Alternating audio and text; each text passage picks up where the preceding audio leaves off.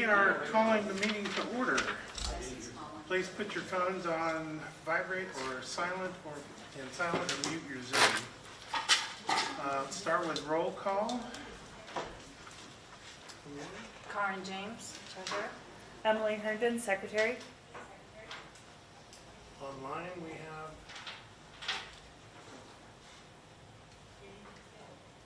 I heard it. I heard Jane. Yeah, Jane's online. I think. And Rick Hall, the chair. How's that better now? Can you guys hear me okay? Sorry, I'm talking to online people. Okay. Can they hear us? Cool, yeah. First item on the agenda is approval. We do have a quorum. Approval of our agenda. We have a motion to approve our agenda. Motion to approve our agenda. I second it. Okay, all in favor? Aye. Aye. Any opposed? Next would be approval of minutes from June 10th of 2024. That was our last time meeting. So can we have a motion to approve the I minutes? move to approve. Motion made by Karen I'll and second it. second by Emily. All in favor? Aye. Any opposed? See none.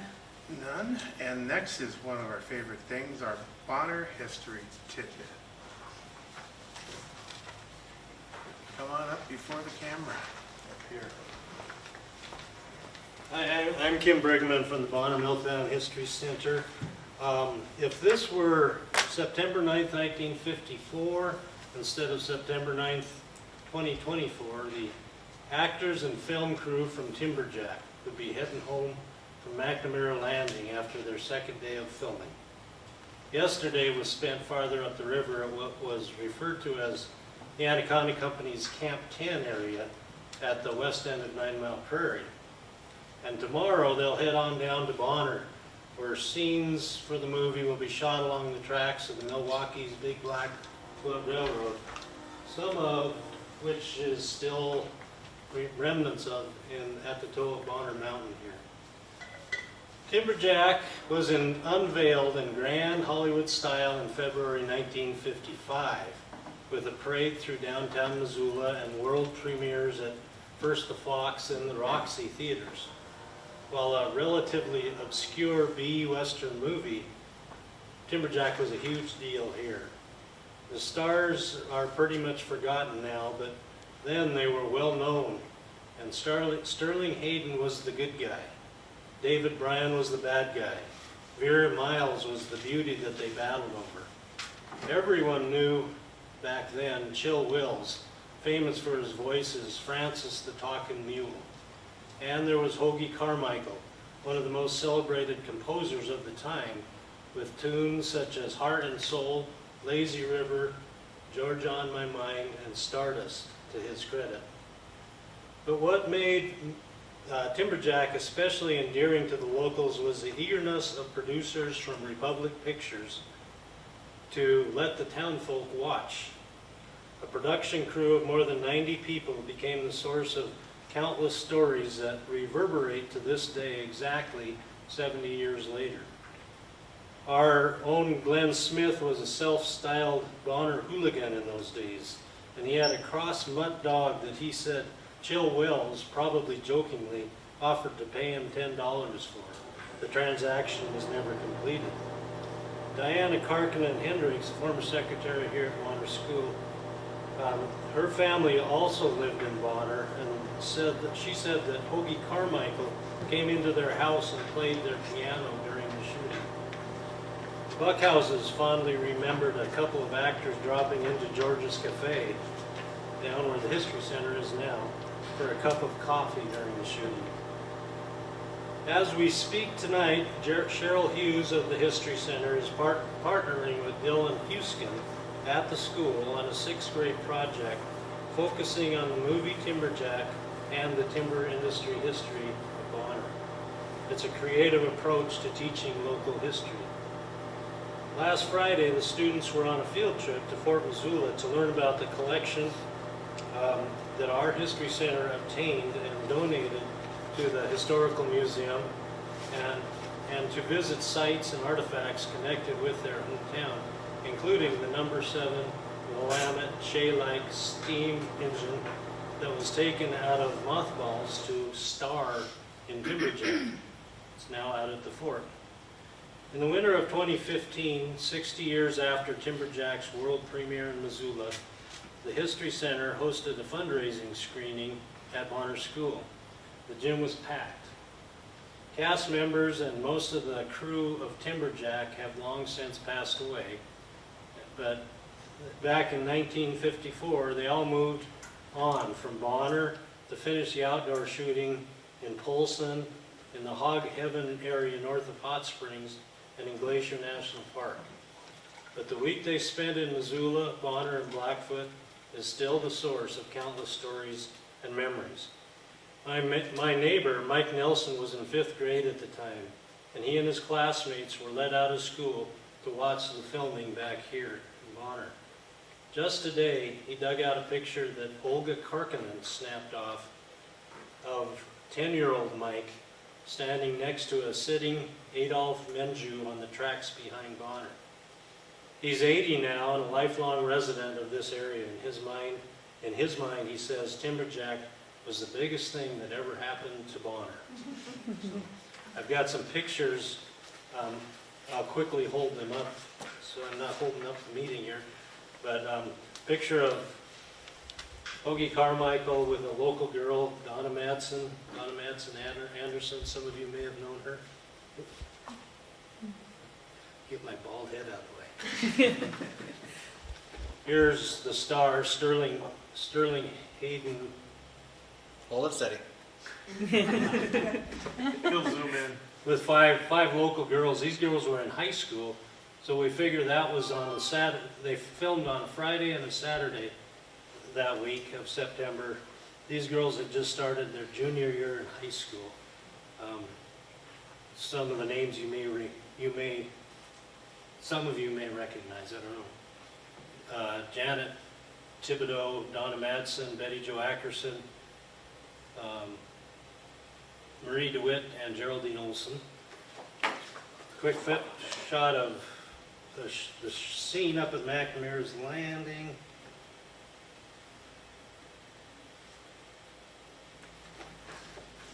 And one of the shooting here in Bonner. There we go. With the town folk and the kids up on the mountain looking down on them shooting a scene from Timberjack. Oh, and one last one is of the old Shea locomotive in its old home at Bonner Park, or Margaret Hotel Park, now out at the fort, correct? And undergoing renovation. So, thank you. That's our Bonner history tidbit.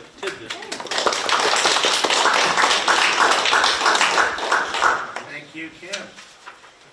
Now it's time for public comment on items not on the agenda. If you're online and want to call in, the number is 253-215-8782.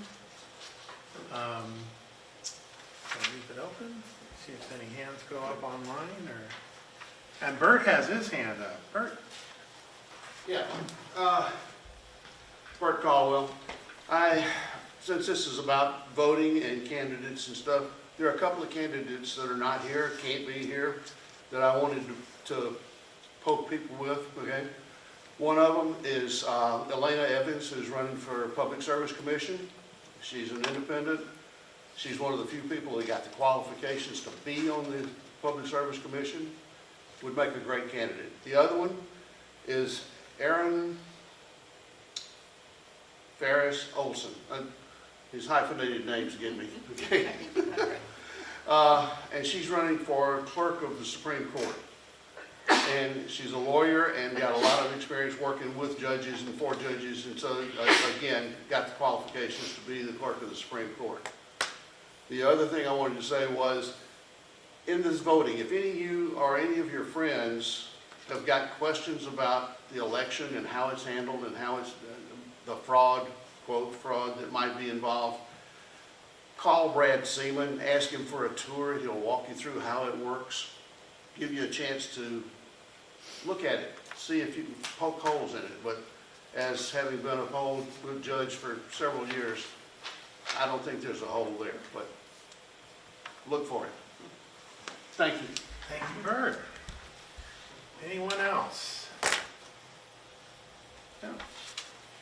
I see no one online. Nobody online? Nope, I mean, there's people there, but you're good. Announcement? No hands. No hands online. Announcements, we have none. Oh, I have, Oh, we have an announcement. Judy? yeah, I have an invitation for everyone. I just sent this belatedly to the council, but the History Center is, would invite the community, council members, anyone interested, commissioners, to attend a class on how to use the Montana History Portal. If you are interested in anything that has to do anything with anywhere in Montana's history, the Montana History Portal has a rich historical content from libraries, museums, archives. It has photographs, maps, documents, journals, correspondence.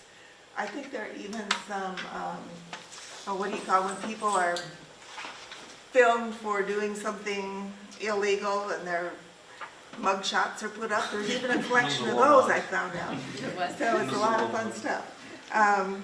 So anyway, if you would like to, if you're a history buff or a researcher and would like to learn more about this, there's a free instructional meeting sponsored by the History Center on Friday, this Friday, the 13th, at the public library on the 4th floor from 2 to 5 in the afternoon. And Jennifer Burnell, who is the director of the Montana History Portal and a great teacher, is going to be here that afternoon to offer this instruction to the public. She'll be here on Thursday teaching Dillon's 6th graders in the morning and the Bonner staff in the afternoon. So it's a great opportunity to delve into this really fun resource. If you want to go, please let me know or text me before Friday at 406-370-5929. Seating is limited, but we do have still seats available, so we'd love to see you in one of them. Very much. Do we have that announcement on our website? I can get up there. Okay, we will. We'll have it on our Facebook page. Okay, thank you. Any other announcements? Now we move on to our speakers. Montana candidates running for office. Senate District 46, Senate District 47, House District 92, and House District 93. So who's here? Okay. Should we go numerically or how do you want to do it? However you want to. Stand up. I think you have SD 46, if you did want to go numerically, she's just muted, just in the... Oh, Oh, online? yeah. Yep, she's online. Okay, let's start with 46. Please introduce yourself and tell us about you. First, I want to say thank you so much for opening with a fun fact. 1 second. We want to be able to hear you. Hang You on. gotta get us to turn up a computer. Volume. Thanks. Are you guys timing this question? Yeah, we'll give you like 3 minutes and then as much introduction as you, like as many questions as you want to take and just kind of limit those to about a minute. See if that's louder online. Okay, go ahead and chat, girl. This is it, everyone? Okay, I just wanted Yes. to say thank you for opening with that fun fact. I really want to do that for RLE now. So my name is Jacinda Borjo, born and raised in RLE. I'm up here now at home. I just want to say that I am really glad to be here with you virtually this evening. I am a little bit about myself. I'm the oldest of 5 children. My late father was just an everything man, but he was a 20-plus year volunteer firefighter through RLE. And my mom is a nurse, and my maternal grandma, Frances Vanderberg, she was a teacher. So through them, I have seen modeled every single day how to show up for community and how to be what I say a hand raiser, a handshaker, and a hugger. I was really just taught and shown how to show up, and this is a new way for me to show up. I look forward to hopefully being in person next time or joining one of your meetings in person in the future. And I look forward to your questions tonight. And I just want to let you know that I am very excited for the opportunity to become your state senator. Thank you. Thank you. Any questions online or here? No? Oh, I'll do a quick question. Okay. What made you decide to take on this role? And to try to run for this role? What was that defining moment or idea? I guess I don't have a defining one moment, but I do think of my journey as a little bit of a spear. And one highlight anecdote, last year I was in Leadership Missoula, and one of our presenters during Government Day gave us some really nice printouts that demonstrated the demographics and occupations of our Montana elected officials. And it predominantly skewed older white male. So I wrote down need for young people and women. And I call myself a young-ish Native woman. And I just really look forward to bringing my identities, my perspectives, and my way of relationship building to the Montana legislature. I think building relationships with community members, this is a big district. I guess I should have started with that. I don't know if everybody knows exactly SD 46, but it's big. Connie Keene, who I think I saw her in the Zoom background back there. She is, I say my district is like a big V, where this is Ronan up here, this is Condon up here, and down here is like Missoula, East Missoula, and Water, and I'm from Arlene right here.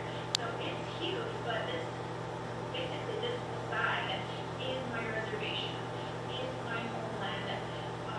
And then all of SD 46 is my traditional homeland. So being able to represent and be hopefully one of only two Native women senators in this next legislature is one of the big reasons. I feel like I have the drive and support, or I know I have the drive and support from my community and my family to take this healthy risk. I call it, it's a healthy risk that not everyone can take. And I thought as a little bit of my duty and my opportunity and my a gift for me that I have this time right now. Perfect. All right, Okay, yep. I'm gonna allow somebody else to ask a question. Any others, guys? Judy. Sorry, Yes. Rick. Thanks for joining us by Zoom. If you are elected, what committees are you seeking to be on? Education and tribal relations are my top two goals. I would like to, I know it's a long shot, but taxes are one of my, I want to make tax reform change. I know it's a long shot, but I will gladly put in for it, but I do want to make sure that, I'm representing in areas that are really important to me. I guess I should have said in my first 3 minutes that I want to protect healthcare, I want to make housing attainable, and through that, cut property taxes, protect bodily autonomy and our right to choose. But I'm really interested in being on education and Sorry. There you go. Just keeping the timer rolling. Any other questions? Okay. Thank you. so much. Our next candidate from Senate District 47. You don't have anyone from there? Nope, not online. House District 92. I'll let ladies go first. Thanks, Ted. I have some information if anybody wants to explain it. Did you want me to? Sure. Wherever you want to be. It's closer to the mic if you stand over there. Okay. As close as you can to that table over there. Right here? Yes. All right, well, I've met, I think most of you, I don't know if I've met you, but any of you. I'm Representative Connie Keough, and I currently serve in House District 91. I'm in my 3rd term, And as we all know, there's been a switching of lines through this redistricting, and it's been a great experience for me to get this opportunity to come out in these smaller rural communities in Missoula County, because this is like where I grew up. I grew up on a working ranch south of Billings. I attended a small two-room grade school. My high school class had 20 in it. When I first was married, my husband and I worked on a ranch, or on the family ranch nearby. So it feels like coming home a little bit, you know, and I love that. So my background is an educator. I have taught for over 20 years as a teacher for special ed and elementary ed students. And then most recently, prior to retirement, I worked with students who are becoming teachers. So I have a long history working with education. And so ultimately, I ended up on the education budget subcommittee, and been working really hard this past interim to figure out ways to get our funding back up for our public schools. And as we move forward for this next session, there's a lot of business that we didn't get taken care of last session. And so I'm ready to get back to the legislature and work on affordable housing. Ted and I were just talking about that. We missed a golden opportunity last session to take care of our property tax situation.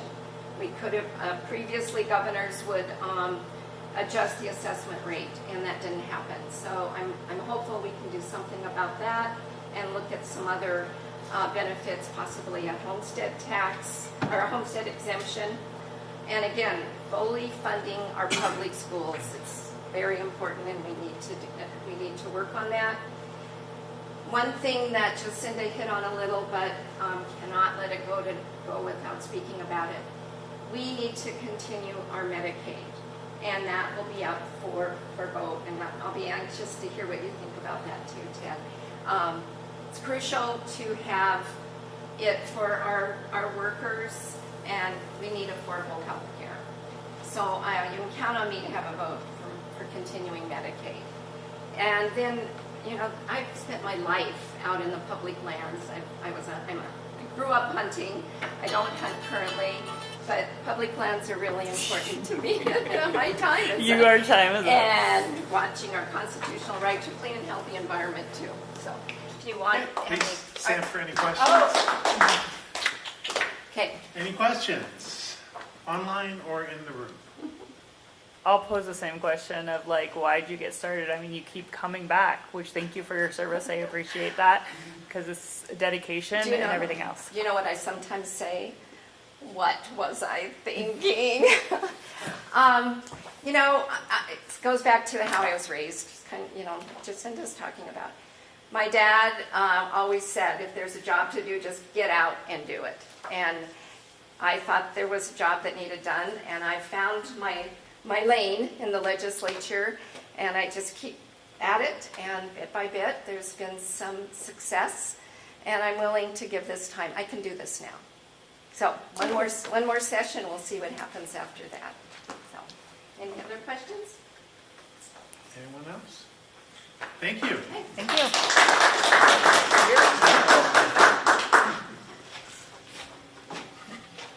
Got a debate on the 24th too, I guess. That's for sure. Thank you so much for having me, and thank you everybody for being part of, you know, local government. And a lot of people, you know, they don't take the time to show up for their communities. They might show up for bigger meetings and stuff, but I think the government starts at the local level at your community council and what you're willing to put into your little area. My name's Ted Morgan. I'm running for House District 92. My background as of the past couple of years, I've served as the youngest member of our community council up in the Swan Valley. I also serve as treasurer and secretary. I guess we don't have too many eager volunteers for the extra roles, but I'm willing to take them on, and I'm willing to take this position on if you were to elect me. A couple things other on my background.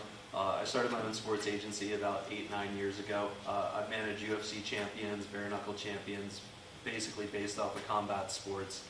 And that's where I come from, a fighter background. I'm willing to fight for the people. And just like Jacinda said, I think that we need younger representation and some fresh new ideas, so that's why I'm running. 3 things about my campaign that I worry about the most is property taxes, number one. That's number one on almost every voter's mind right now. I think that we have a bipartisan effort right now in regards to the homestead exemption. I think that the homestead exemption is great for permanent residents. I think it drops it from 1.8% to 1.1 for a total savings of around 20 to 25% on property taxes if we were to get the current one that they're working on through the committee forward.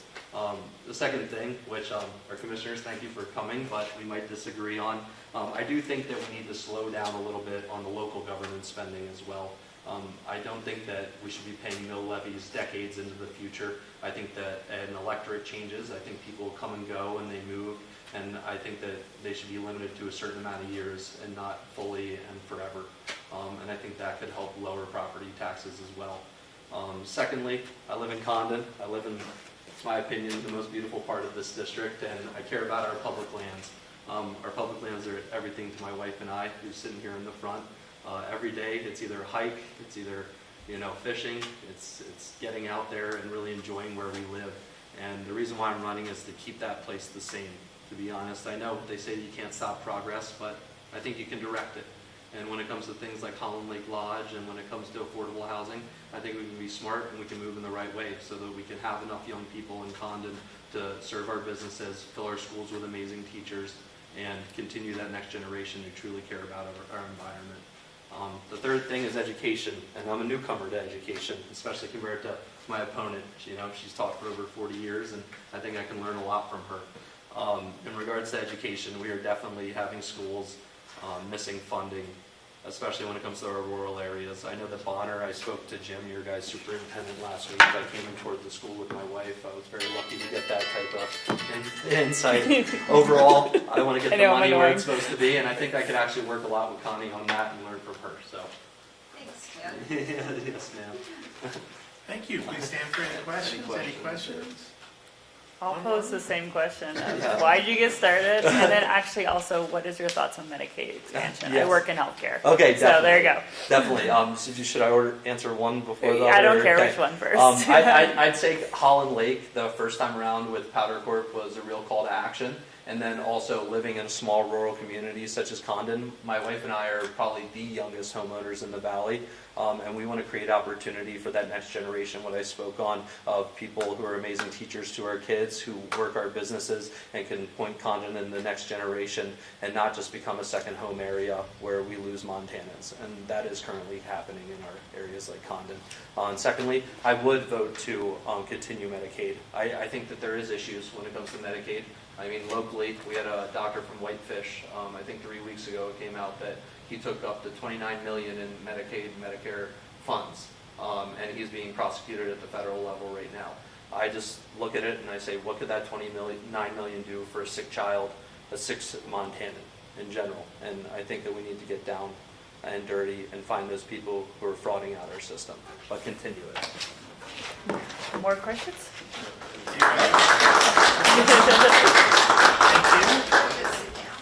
I know, he was pretty quick there.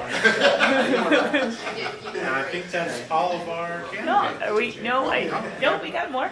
We have more? We do. Which one? 93. 93. We skipped I just over say the 93. last And please let me know if I'm missing anybody online too. Yeah. So. And online, you also have the ability to ask a question. Just type it in the chat. Hello, my name's Roy Handley. I'm from the Clinton area. I'm a lifelong resident of Clinton. As a matter of fact, a little tidbit about Bonne, I found out my mother was in one of those pictures. Didn't know that. So anyways, I've been involved in agriculture most of my life. I've also been in the transportation issues with school children. Did that for 35 years. I'm semi-retired now. My sons have taken over our businesses. We do some farm to consumer direct beef. We also have a retail store, a grocery store. So I've been in private industry my whole life, I guess. I guess why I got into this, and so just to beat you to your question, as my kids were growing up, they said, what do we need to do? I said, well, you got to vote. And they said, why? And because seems like they always thought it was always planned out. I said, well, first of all, if you don't vote, you can't bitch. So, and I'm not much of a complainer, but I have time now to devote to some issues. And the issues that really got to me in the last legislature was property tax. We do need to figure out a funding mechanism other than property tax. What that is, you know, I know the people of Montana that said they don't want a sales tax. We have to figure out some other funding mechanism. It just cannot keep going the way it's going.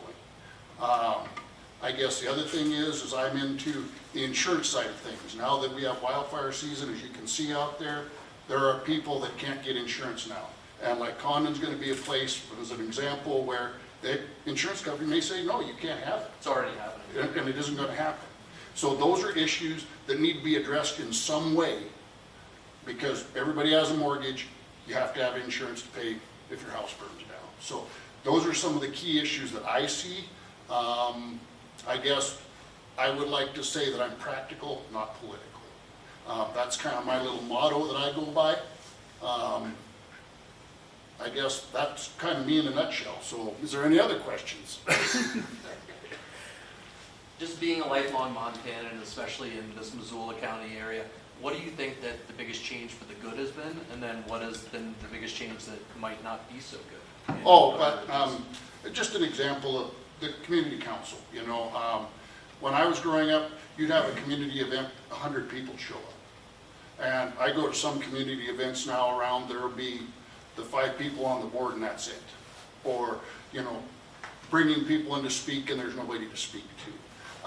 That's one of the things that I miss about small town America. How you get that back, I don't know. Being on the volunteer fire department, same way. You don't see people wanting to join that for whatever reason. They're too busy. But we also need to figure out how to make jobs in this community that can support a family, a home.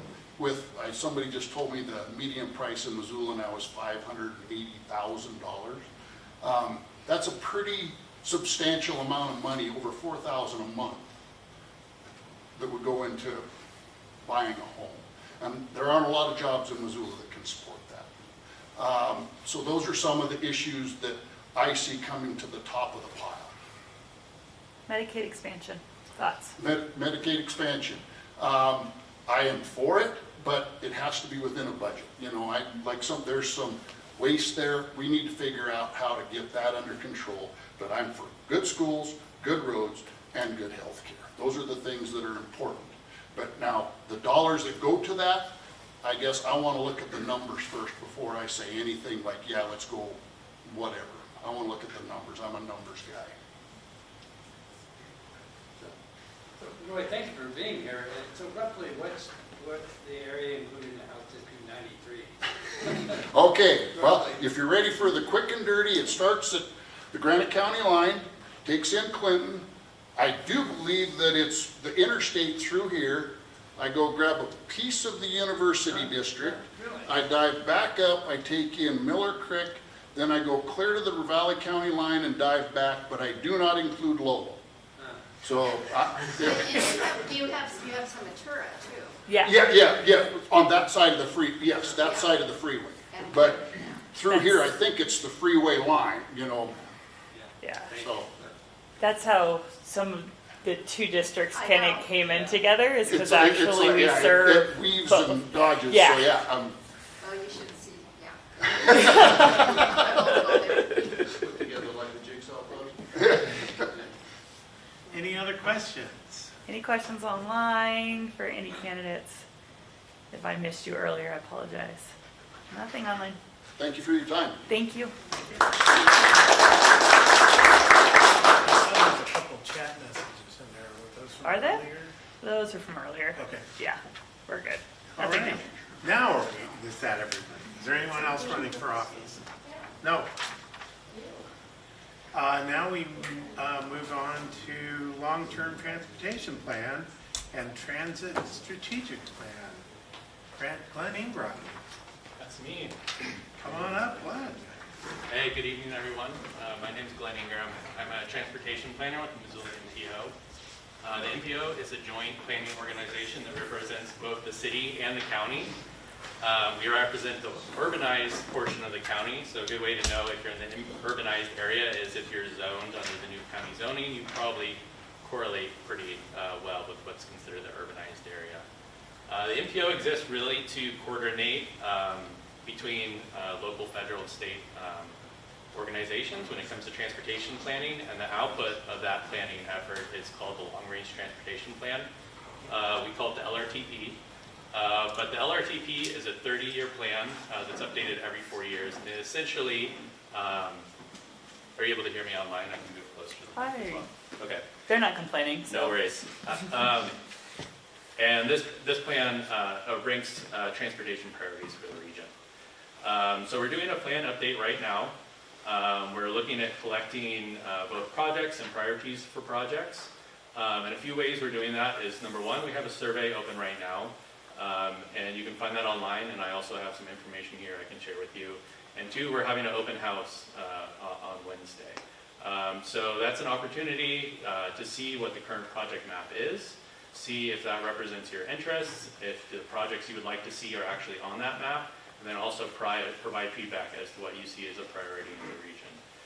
The current project list is existing for a number of LRTP updates. We essentially just update it every 4 years. And it includes projects that represent all modes of transportation, so it's just not vehicle travel. There's active transportation corridors, shared use paths, bike, pedestrian, rolling facilities.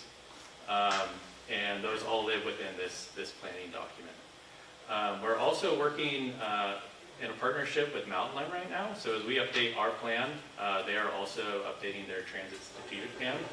And I believe I have Spencer online. He works with Mountain Line, and he can share their efforts as well.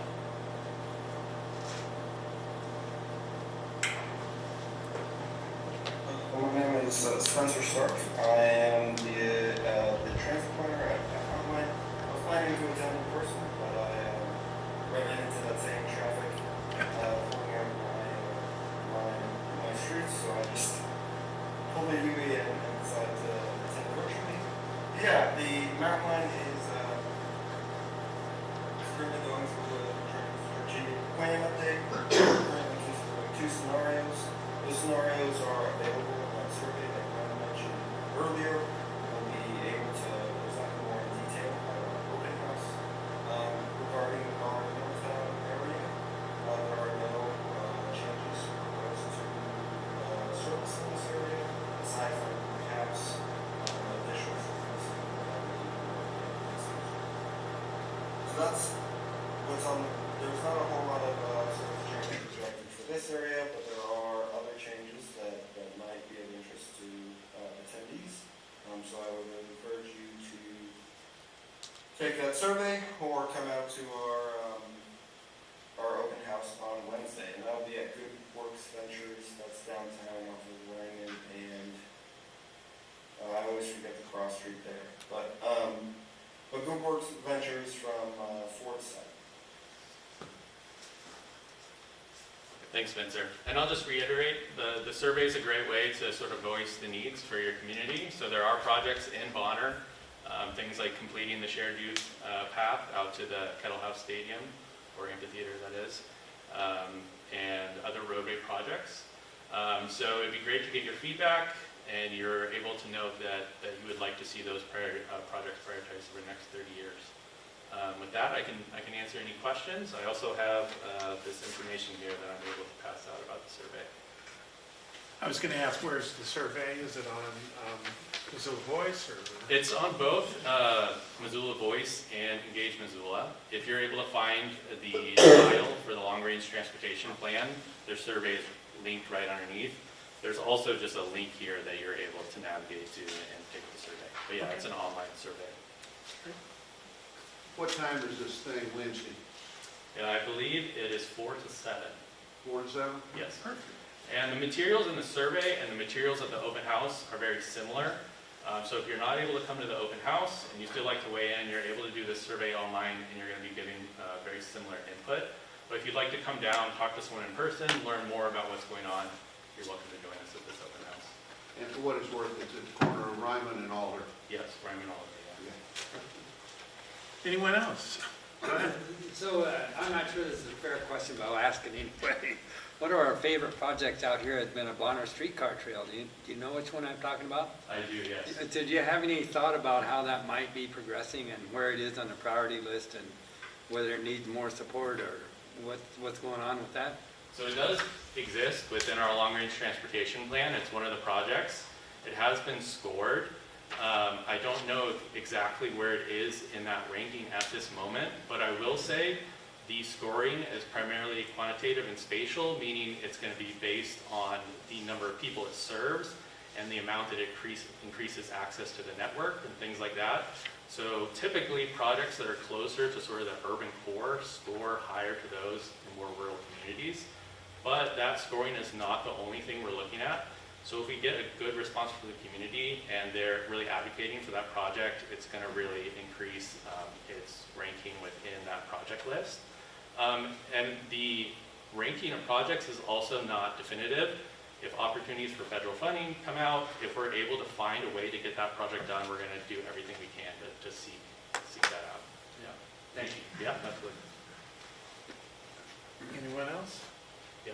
What does that area look like that you were describing in the first? Like, it's more urban, but it's outside the city, so it's county or but urban. Where does that line, like, where is that? So it's all of the city and then the census designated urban area. Okay. So, like I said, that's the same sort of boundary that's sort of used to create the county zoning, but really it's going to be the city of Missoula and just those nearest surrounding communities. Okay. Yeah, Condon wouldn't fall No, I wouldn't think so. Anyone else? And I'll just put in a pitch that there really needs to be a bike path between East Missoula and here. Yeah. Highway 200 is just unsafe, unacceptable for bicycles. Yeah, absolutely. And if you're not aware, we have received a federal grant for $26 million to rebuild the railroad bridge outside of East Missoula and do complete streets through East Missoula. So That gets them to East Missoula, but Yeah. not here, so. yeah, I would, and again, this survey is a great way to weigh in and reiterate those, but I'll certainly take that back. Would it be better if I pass these out, or should I leave them at a table? Is there a preference from folks? Whatever your preference is. I'll leave them here at the table. Yeah. Okay. There you go. Any other questions? No? Thanks for coming. Yeah, absolutely. Next, we move to the bouquet period. Do we have any bouquets? If anyone doesn't know what a bouquet is, it's a chance to recognize someone in the community or above and beyond. Go ahead, Gary. So, okay, I'm going to just read a short thing here. This volunteer has shown amazing commitment to empowering older adults to stay connected and safe online. He is passionate about protecting older adults from scams. He volunteers at every tech cafe, makes MAS client tech phone calls, and he serves with the Lifelong Connections program, training older adults to use tablets. Does anybody know who that is? Yeah, it's me. Rick Hall.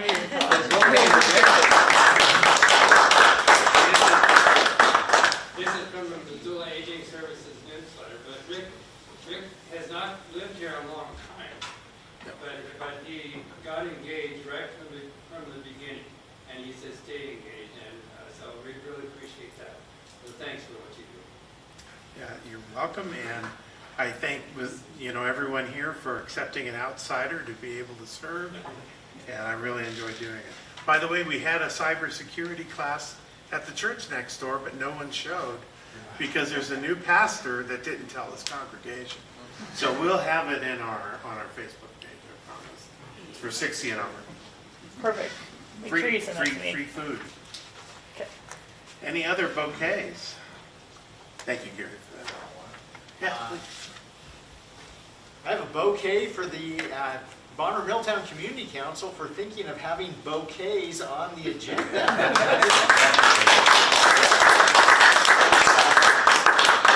I think sometimes we forget there's a lot to be thankful for and a lot to be grateful for, and I commend all of you for just kind of baking this into what you do every month. Thank you. How far back does that go? Well, in my own life or here? Bonner to Bonner? I think probably 5 years, maybe more, I think it's a little more. maybe more. Yeah, Yeah, the Probably vocation as long when I as you first, were on the council. yeah, when I got on the council, I was already doing it. yeah. And yeah, I appreciate what you say, David, it's really true. It's easier to criticize than it is to remember things that were good. Yeah. It's really nice. Well, thank you, and we have another public comment period, so we'll open it up for public comment. None? Next to communications. Now, thankfully, we have some commissioners here that might be able to update this, because some of the things have already happened in here. These are communications we received from the county, and we distribute them to everyone here. So the first is financial assistance following the July 24th storm. The Missoula Organization of Realtors announced a relief fund for homeowners and renters of up to $2,000 per household. Applications are open August 8th until October 1st. And I answered the phone during the Storm Information Center, and I will tell you that was the biggest question everybody asked. Who's going to help me with these trees? So, click, we've got a link for more information from Missoula Organization of Realtors. Funding opportunities available. The county is eligible to apply for community development block grant funding to support economic development activities on behalf of a nonprofit business, certified regional development corporation, or economic development organization. The county has issued a request for proposals to help identify eligible entities and activities for this funding, which is available online. Proposals are due by 5 p.m. Friday, September 6th. So that date passed. So Mind you, we get out the agenda before, so we do. hopefully We have to people- get it in early. So. Yeah, there you go. Fiscal year 2025 budget, and I'm sure there are updates from this. The commissioners will hold their final budget hearing at 2 p.m. Thursday, September 5th. That's already happened. So don't click there and submit And the for next more one is information. also. And the infrastructure mill levy.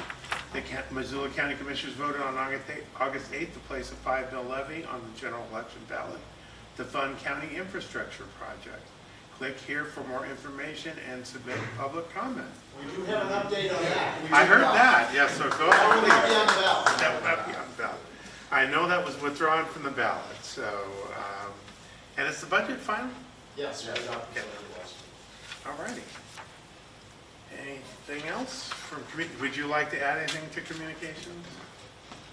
Grand opening, Rocky Mountain Gardens, Saturday, September 14th, Yay, Yes, out at Fairgrounds. I saw that, yeah, 11 a.m. Yeah. that was Commissioner's fabulous. lunch. Go check it out. I will be there. Oh, great. And next is the treasurer's report, our balance of $598.01. Any change to that? No, we put in our budget request or expense request for 40189 to bring us back up to 1,000. Okay, And that will, since the budget's been passed, we should be getting a check in the mail. good. And the next is our action items. The council will discuss and vote on whether to authorize the final item, contributing $335.81 to the Friends of Two Rivers for West Riverside Park celebration on July 31st, which I'd like to say, I think was a great work, had good attendance, surprisingly good for our first year. We plan on doing this every year. We've already voted on this. It's kind of a neighborhood night out, more or less, for us to get to know our neighbors some more. So, do we have a motion to approve and then want to discuss, or? Motion to approve that Bonne Milltown Community Council contributes $335.81 to the Friends of Two Rivers for the West Riverside Park celebration on July 31st, 2024. Okay, do we have a second? I'll second. Oh, James also wants Jane a second also in there, so yeah. Any discussion? I would just say that was a well-attended event. We had over 30-some people there, and it was a great one. I met several people I'd never met before, and I just feel like that's a great time to bring our community together, actually have that conversation that sometimes we don't have meetings for, but a nice barbecue to let the kids run around, I think was hugely well-attended, and it was really nice. So I think that's a great reflection of what we do in the community and celebrating a beautiful park that we have. Yeah, and good food. And our chef, Gary, right there, Gary Madsen. So, and others, so. And that would pay for half. And that paid for half of Half. what it costs to put on the event. Yes, So, so, it- and the reason that the Friends of Two Rivers, everyone knows, they were already planning a celebration at West Riverside Park for the renovation of the barn. Is that correct? And so, and we were already planning an event, so we did it together. So. It is an excellent combination of many organizations in the community that we can get together at the same time. Absolutely. Hopefully, some of what Roy is talking about, when you have a community meeting and people show up, we hope that we can generate more community interest in things like this. I think 20 people found out we have a community council, which probably didn't know it before, so that's a good thing.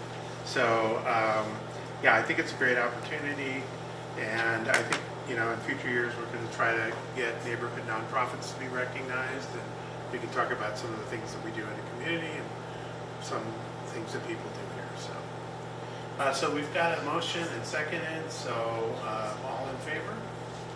Aye. Any opposed? Is No that a yes? opposition. Is that a yes on mine? I would assume so, since Okay. she's silent. Okay, she's silent. She's usually pretty boisterous. Any opposed? The motion passes. She'll cut your check. Discussion items. The county will take note of available updates on the following areas of interest. All community council meeting, which we have not had for a little while. Summer. It's summer. Summertime break. Community development update. I'm not sure what that is. That is just our, if we know of any community updates within there, whether that be subdivisions or developments within the community, that the community can have a time to discuss that. Okay. So I have not heard or seen anything on that, Well, I will tell you that the new owner of the West Bonner Log Yard, I've been talking to, and they intend to, when they have an idea of what they want to do with it, coming before us to try to get some community involvement. is that the one that was, so the one across the river? The subdivision? Yes. The commercial subdivision? So that commercial subdivision Did it that's get already sold? platted is sold to a new owner, and the Okay. new owner reached out and wants to involve the community in what he does with it, so. That would be great. The community has already been very involved in it, so that's why it's platted the way it is and zoned the way it is. And, yeah, not our community development, but everybody I'm sure has been following Aspire in East Missoula, Yeah. which is a large development, which the Planning and Zoning Commission unanimously denied, and the City Council, I think almost unanimously, no, 2 opposed, approved. So, that's the way the cookie crumbles. Day with the Commissioner report. You first. We had a lovely day with our 3 commissioners went there, me and Rick did. We learned about the long-term transportation. We hung out at the bus yard for a little while. Oh my gosh. What? We got to meet with the executive. Okay, yeah. Executive meeting. The CEO or CFO? CFO. And I found out that the commissioners work really hard every day. So not a lot of time off. We had a great conversation around public health and environmental health too. We did, yes. So, Absolutely. yeah, it was a great opportunity for the commissioners to allow some of us within the community councils to hang out with them for a day. When And did it you do was, we did it 3 weeks ago? 2 weeks Yeah. ago? 3 weeks ago, end of August. Beautiful day. It's a great day. So, and you guys have that available again. So Jane, Karen, or any of our other ones can join them. It was fantastic. So, just so everyone knows, if there's a saying about seeing how the sausage is made, and that's really seeing how the sausage is made, how your government runs. And I encourage everyone that can to see how your local government runs, go see how your legislature runs when it's in session. Very, very interesting stuff. So, Thank you so much for having us. And also, you said, you know, like all those meetings are public, so they could show up to any of the meetings that we attended. So if you have There's an a interest. newspaper guy at one of our meetings. Oh yeah. Yeah, Yes. So I forgot about the press. we have the So press there. they don't show up here. I'm fine with that. Okay. So that's it on that. Community member request for discussion around quiet zone and Federal Rail Association regarding FRA train horn rule, CFR Part 222 and 229. Is the community member here? Jane. Perfect. This is Jane. Okay, that number apparently is not on call, but I was just wondering if other people had the same complaint. The train noise does not bother me, although I will admit in the last year, they have laid on the horns with enthusiasm as they go through. And other neighbors don't like it, never liked it, and think that something should be done about it. So it's just opening the discussion to see if other people have the same complaint. Okay. Community discussion around that. Any community discussion about that? I don't hear the train horn, but I'm in a different area. But I hear the it, train. it doesn't, yeah, I'm far enough away. Go ahead. There we go. Yeah, that's what I'm The looking train for. expert is here. Let me just add in a little bit. Dave Strohmeyer, one of the county commissioners. I live about a block from the Madison Street train crossing in downtown Missoula, so I feel the pain of those who are perceiving, and I think correctly, that it does seem like there has been a little more vigor with which those train horns have been blown over the past year or so. But the rest of the story is it is possible to create a quiet zone. There's a process to make that happen, but the kicker is BNSF Railway is not going to put in any money to make that happen. For them, blowing the horn or not, it's a business matter. It makes no difference to them one way or the other. Clearly makes a difference to the quality of life of folks who are trying to sleep or otherwise don't like the train noise. But the way that you address this is physical modifications need to happen at the grade crossing, at the rail crossing, in order to take away the risk or mitigate the risk for the railroads. For them, it's all about risk. I mean, that's the reason they're blasting the horns, is they don't want to find themselves responsible for hitting a vehicle or a pedestrian. So what would need to happen at the train crossing would be one of a few options. One, a complete separation of the road grade from the railroad grade. And that would be something like what you see, say, in East Missoula as you're heading into Missoula, where you have the tracks above Highway 200, a complete grade separation. In some places, that wouldn't even be, from an engineering perspective, feasible or certainly not desirable. But that is an option. Another option would be to put in what they call a 4-quadrant crossing. Basically, if you were to go to the Madison Street crossing in Missoula that goes up the Rattlesnake right now, what you'll see is 2 crossing arms, and that does some good. But if you are an impatient driver, and I've seen this happen, and the train looks like it's slow moving, I've seen people just do a serpentine right around those crossing arms. Not something I would ever recommend, and that's the reason why they still blast their horn through there, is because cars can still snake their way through if they want. What that would require is 4 crossing arms at those grade crossings. And believe me, it's way more expensive than folks might imagine, about probably $500,000 to $1 million to fully outfit one of these crossings to eliminate the need for trains to blast their horns.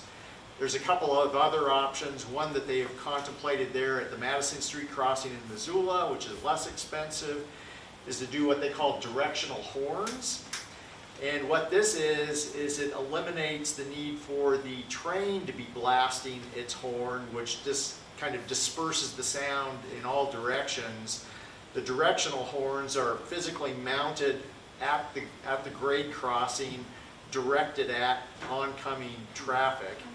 And allegedly, I've not heard one of these things in operation or seen them in operation, but allegedly the amount of noise, decibels from the directional horns are way less than the trains themselves. So there are a few options if the community has enough interest.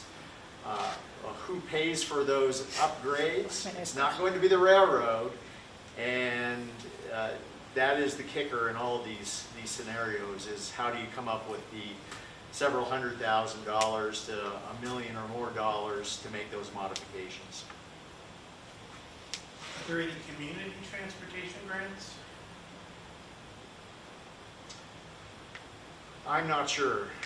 And it also depends on who is the owner of the the roadbed.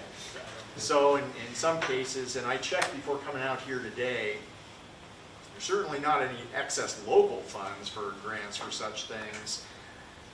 It would be a matter of whether or not there's any federal funding that could go to a quiet zone project. But some of the grade crossings out here in Tura, here in East Missoula, are either Montana Department of Transportation routes or privately owned roads. As near as I can tell, there were not any Missoula County at-grade crossings out in this particular neck of the woods, but still, whoever is the owner of the roadway, you would still need to figure out how to come up with the funding for those projects. Yes? Well, I don't know, is there another way of like expanding any of the noise ordinance? Maybe have some state backing to help deal with that issue? We could pass as many ordinances as we want, and they would have no bearing on the railroad. They have the absolute right to blast their horns. I'm not even certain that that law doesn't require them to blast. Well, that's right. It's a federal. We cannot preempt federal law in a case like this. Would it be possible for us to put it out on Facebook just to see if other people are interested in pursuing this? We could, I mean, it's just that they would need the funding to pursue it, and there doesn't seem to be a source. So even if everyone around hated it, I'm not sure that anything can be done about it. Rick? One more potential source that I hesitate to even bring up, but it is an option, is something that's called a Rural Special Improvement District. And even within Missoula, this is something similar, not Rural Special Improvement District, but a Special Improvement District has been kicked around to address one or two of the at-grade rail crossings in Missoula. And what basically this means is that it's of enough of an annoyance to folks in some geographic area that they are willing to come together and assess themselves a fee to come up with the money to pay for that project. So it's a question that everyone would have to ask surrounding one of those rail crossings is, does this degrade my quality of life enough that I'm willing to kick in X amount over? Right, yeah, it is. Assessing yourself. Why am I looking up there? Jane, does that address that, or, I mean, would you like us to put a survey up? I don't know. We can do it by, I could just do a Survey Monkey on our listserv, would be easier. Whether they'd be willing to have a special improvement district to pay for. Yeah, just have rail that crossing continued discussion. I think one of the first things might be to get everyone educated on what it takes to, Yeah, so.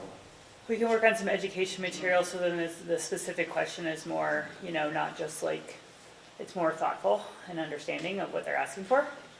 I can work with, Dave, Mr. Strohmeyer over here and Jane over here, we can work on kind of educational thing for the community, so they know what they're asking, and so, yeah. Does that seem reasonable, Jane? Yes, and the idea is that if people realize that it's gonna cost a lot of money and they'll be assessed for it directly, they may lose interest very quickly. Yeah. Yeah, I think once they find out the railroad doesn't have to pay for it.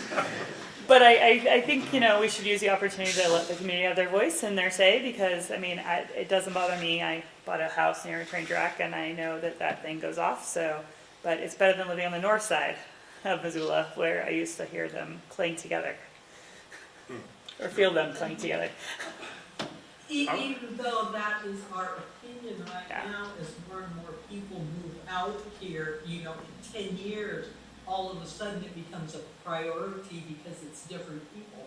Yeah. Sure. Absolutely. That certainly has happened in many neighborhoods before, where an issue was brought up and really nobody cared, and 10 years later, a whole different set of people have moved in, and it's suddenly a priority. Okay, well, we have a plan to address it. Anyway, thank you. Thank you, Jane. Yeah. So just have a quick note, as an old railroad man, it's a standard whistle that you have at every crossing, too long, too short, and long. It's been that way forever. And so my question to Dave was, if you put in that crossing that you were describing, would there be zero whistle? Correct. So they don't whistle at all? directional horn. Well, if they had the directional horn as a way to minimize the amount of noise, they would not need to whistle their horn on the train. Or if you put in the 4 quadrant crossing arms, they would not need to blast it at all. Because right here, the worst place in this area is right at Milltown, where and everybody, they just have a grudge against those engineers, but the engineers can't do anything. They have to do what they have to do. And, Imagine their lawsuit if they get sued. Okay, next we have public comment period again. And I don't think we have any. Next meeting will be October 14th at 7 p.m., a hybrid meeting, here at Bonner School and via Zoom. And agenda items for the next meeting, candidate forum? Yeah, they're welcome back for one more in case somebody couldn't make it. Okay, Okay, perfect. Yeah, no, that'd be great. We'd love to have another discussion around whatever has concerns. And I actually can, Laura is a late one. I'm sorry I'm late, and I can add public comment, which you are just coming under the wire, and I think we can do that. Can we do that? Sure. Perfect, Laura. Go ahead and speak up, Laura. Hey there, so sorry. I'm late, and I'm hoping nobody has talked about this already, so stop me if they have. Commenting about some recent construction that's happened on Owen Street in Milltown, with the concern that they put in a new sidewalk there, which is wonderful. Love the sidewalk. The problem is that the drop that they put in onto Owen Street is much more dramatic than it was in the past, and it's hard for vehicles to get in and out of there for that side of Milltown. And so I'm not sure who to go to for that. The Knife River was the one who put it in, but they seemed to not care too much about that. So I wasn't sure if that was something that the council could help assist with, reaching out to the county on those things. We can. And that is sort of the thing that we would be happy to look into. Yeah, definitely. Where? I don't know. Do you know? Okay, so Owen Street and Milltown.